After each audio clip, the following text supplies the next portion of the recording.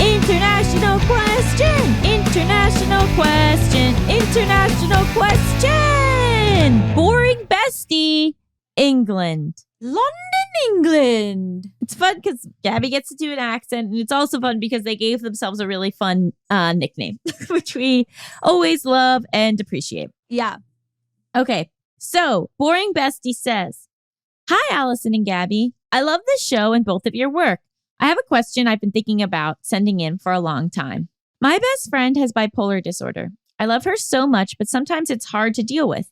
She can be unpredictable and unreliable. For example, she was meant to come and visit me this weekend. I've been so looking forward to it and prepared food, planned activities, but she can't come at the last minute. It wouldn't be a big deal, but it's happened so many times. Every time I get frustrated with her, I feel guilty because I know she's not being difficult on purpose and I know she's suffering more than I am. I find myself getting increasingly grumpy and uptight when I do see her because I don't know what she's going to be like, and sometimes I feel abandoned by her. She lives a big, exciting life and I feel like I'm too boring for her sometimes. I don't know whether I need to take a step back, try and communicate how I feel, but how can I do that sensitively? Any thoughts greatly received. Boring Bestie, London, England." Well, for anyone who's new here, I have bipolar disorder. I have bipolar 2, which lends itself to very severe depressions and hypomania, which is manic episodes, but without the sort of hallucinations. And I was almost going to say without the delusions, but there's delusion for me. And the thing is that there is a very big difference for me when I am medicated and taking care of myself than when I'm not. And it may seem like my life is very big and exciting. The thing is, it can be, but it can also be hurting me. And the comparison in terms of I'm boring and my friend has this very busy, exciting, chaotic life, I would put that away because I think that one of the things bipolar people are good at is making it seem as though the manic episodes are super fun, super great. Everything's wonderful. We're having a good time, whatever. When I'm manic, I do feel good, but I also feel there is a part inside of me that is a little bit aware that this is not going to turn out well, and largely it doesn't. And so there's anxiety, there's a flutter. Like personally, I start to shake when I'm manic because there's so much energy and some of that energy is anxiety. So I seem like I'm untouchable. I seem like I'm having a great time. Maybe I am being really productive, but I'm also in a little bit of physical pain. And which also accompanies the depression, the physical pain, by the way. Both ends have that for me. So I think that saying that these characteristics are inherent with bipolar disorder and you just have to accept them is not true. And let's take medication off the table. Maybe you don't want to be medicated. But when I am medicated, I will say that it is night and day in terms of my personality. I am completely different. I have a completely different level of ability to communicate, ability to be empathetic, ability to interact with people, ability to sleep. I mean, everything. And so take away medication.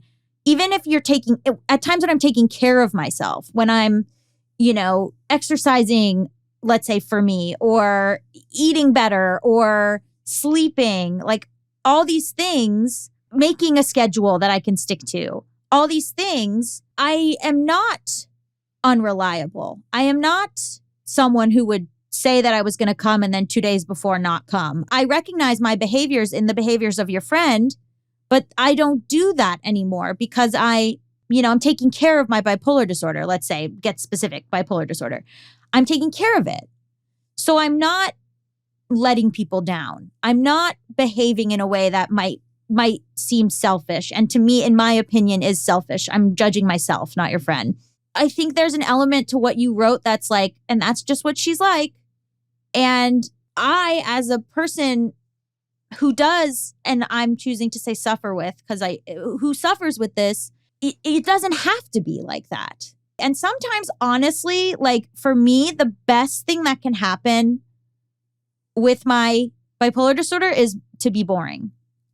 Like when things are boring, that is kind of best case scenario. And so I think like the judgment of boring versus exciting is like totally unnecessary. And then also, you know that she's not being difficult on purpose. You know that she is suffering, but this isn't something that's completely out of the control of the person with bipolar disorder. I say this all the time. It's an invisible struggle, but I am working against myself all the time. My natural state of being is not what I'm consciously in.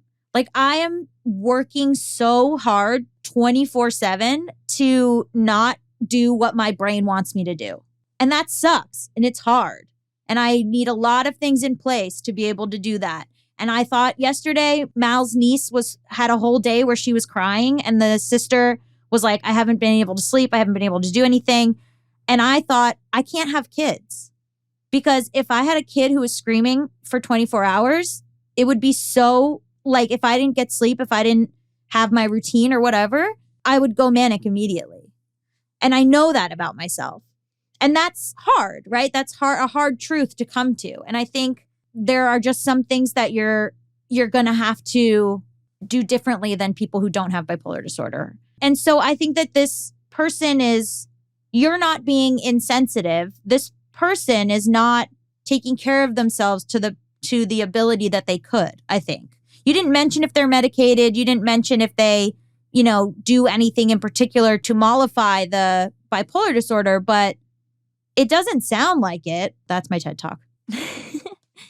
No, I mean, I appreciate you saying all of that. And I think it's all obviously so true. It's your own experience. And I think, the only thing I will add is that it can be really hard to get the right resources and to find the right medication. And also, if somebody is bipolar 1, it can be even more difficult, even if you are trying to get treatment to kind of get the disorder under control. And you're talking yourself out of it. The thing with bipolar disorder, and I've heard this from friends with schizophrenia too, is that there have been times where I have been on the right track and then I've bipolar disordered myself out of, and then I just cold turkey stopped taking my meds. Like you're in a war with your own self constantly. Mm-hmm. So it is hard. I do understand it's not like perfect. Yeah. And I mean, I think it's like those two things of like, one, it is so wonderful and kind that you accept that this person is dealing with this disorder and that you understand the impact that it has on their life. And then 2, I think you're also allowed to be able to say when something is bothering you. And, obviously we're trying not to say that in a moment when they're in depression or when they're in mania. But if you're able to catch them in a time when they're relatively stable, to sort of be able to express like, hey, like when you cancel on me last minute, it really, it hurts my feelings. And when they say, well, I'm sorry, it was, it's because of these extenuating circumstances, you're able to say, I totally get that. But I also just wanted to share that it hurts my feelings. Totally. Because I think you could do both, And it's hard because the unpredictability of it. There's times where someone will do that to me and I'll be like, I totally get it. There's times where someone will do that to me and I'll be like, I'm a horrible person and hysterically cry. And there's times somebody will do that to me and I'll be like, fuck you, whatever. Like, I'm fun. Again, like one time, Mal and I talk about this all the time, is that one time I was manic and I told Mal that they deflate my joy. And then I mimed balloons and said, this is you. Pop, pop, pop, pop. You popping my joy balloons. It sounds nuts. It sounds nuts, but you like really are serious in the moment. And so like if that person comes back, it's hard to know who you're talking to.